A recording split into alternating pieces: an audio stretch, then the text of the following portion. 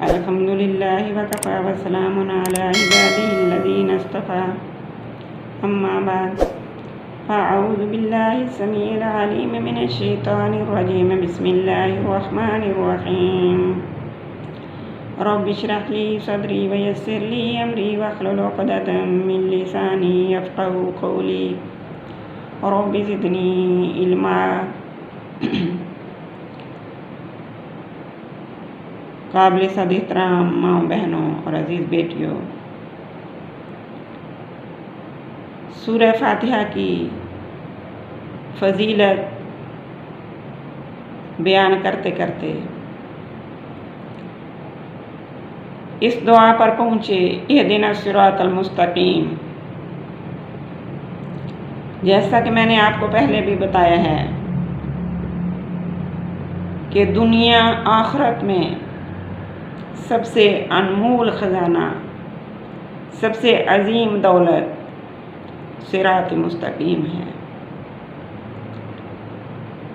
اور حسن خاتمہ کی عظیم دعا ہے۔ اس لیے میری بہنوں، ہر وقت اللہ تعالیٰ سے اہدنا الصراط المستقیم کی دعا کیا کرو۔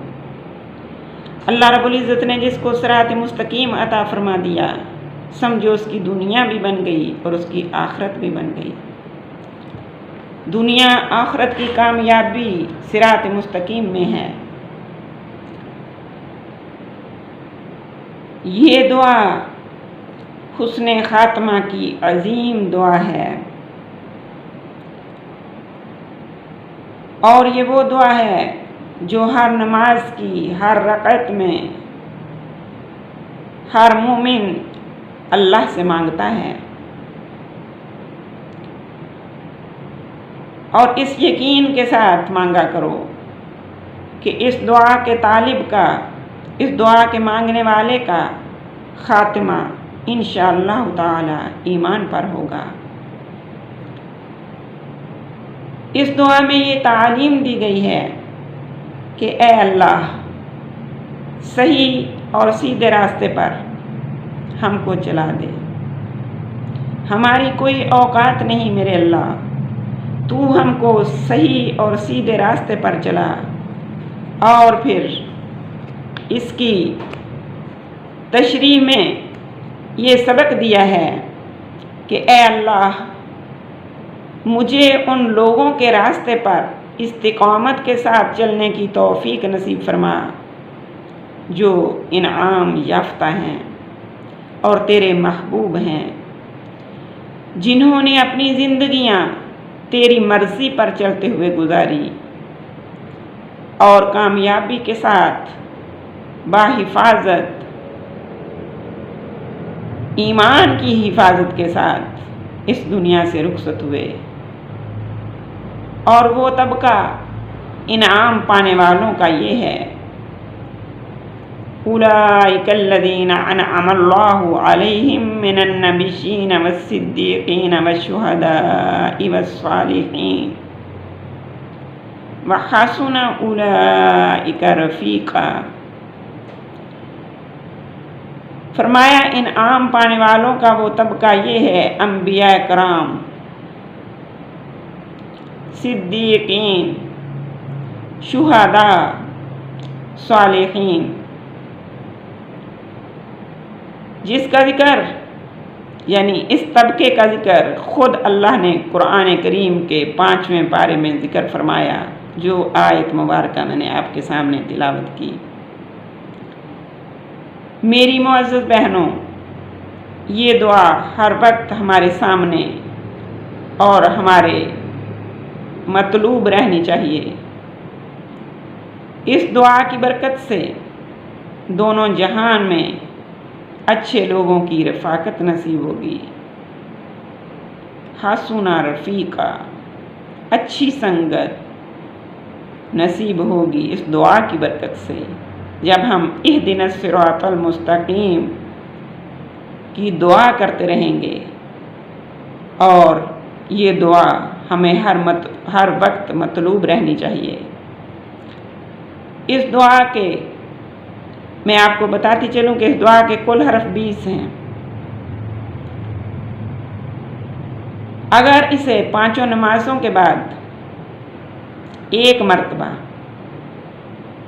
مرتبہ صرف پڑھ لیا جائے،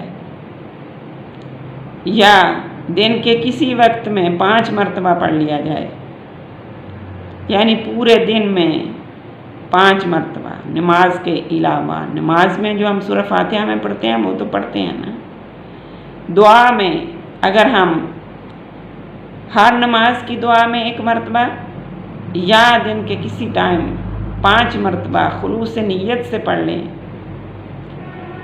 تو ہم ایک دن میں ہزاروں نیکیاں کما سکتے ہیں۔ قرآن و حدیث کی روشنی میں جہاں قرآن مقدس کا 1 حرف پڑھنے پر 10 نیکیاں ملتی ہیں، اس دعا کو 1 دفعہ پڑھنے پر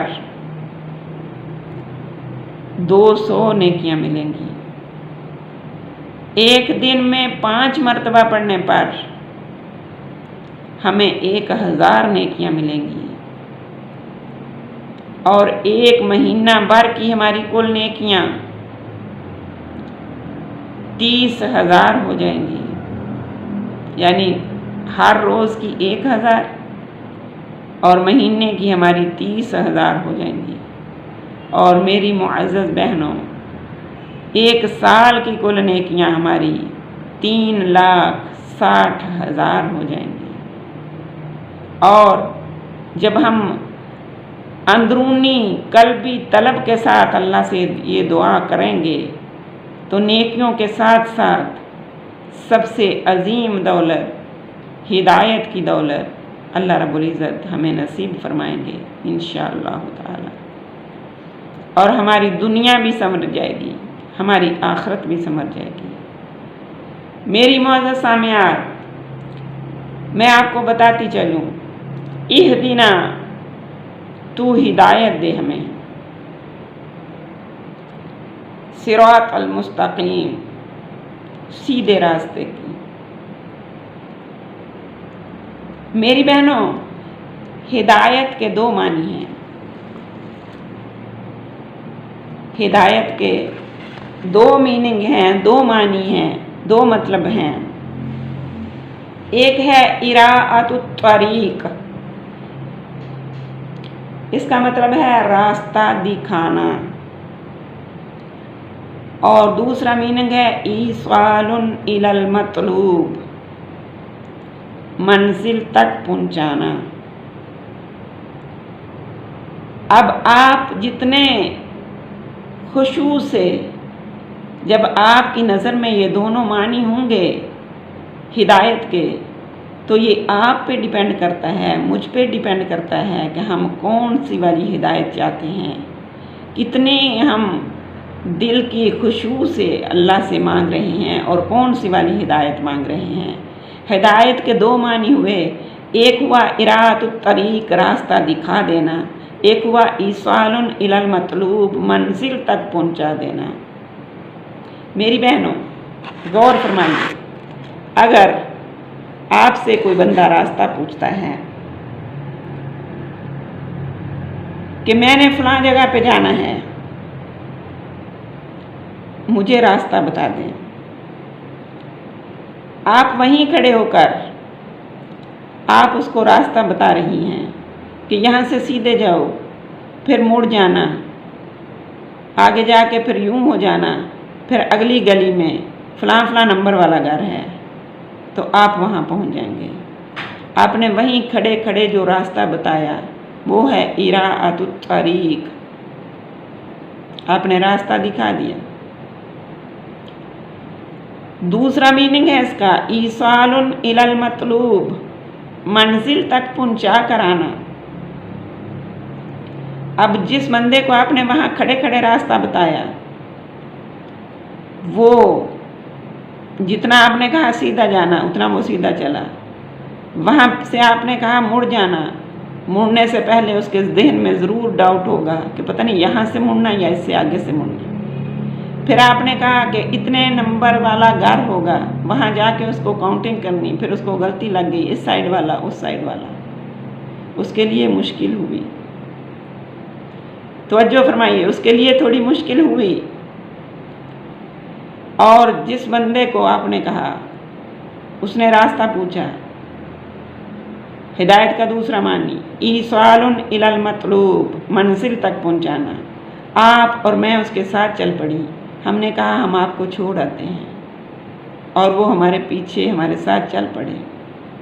जब हम उसको उसकी मतलूबा जगह पर पहुंचा आए, जिस घर उसने जाना था वहाँ तक खुद पहुंचा के आए, क्या उसके लिए आसानी से पहुंचना हुआ या उसके लिए जिसको आपने यहीं खड़े खड़े रास्ता समझा दिया? ये हिदायत के दो मानी हैं, इराअतुत तरीक और ईसालुन इलल मतलूब। मालूम हुआ कि ईसालुन अलल मतलूब वाला आसानी से अपनी मंजिल पर पहुंच गया।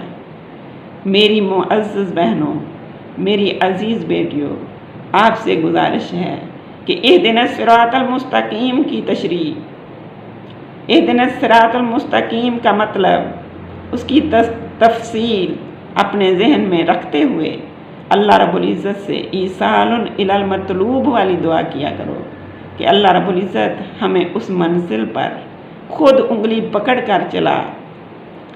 हमें इराअतुत तरीक से मंजिल पर पहुँचने, हम रास्ते में भटक जाएंगे। शैतान हमारे रास्ते में कदम कदम पर हम खड़ा है, हमें रोके हुए है। अल्लाह रब्बुल इज़्ज़त हमें ईसालुन इलल मतलूब कर पहुँचाए, यानी मंजिल पर हमें उंगली पकड़ कर पहुँचाए।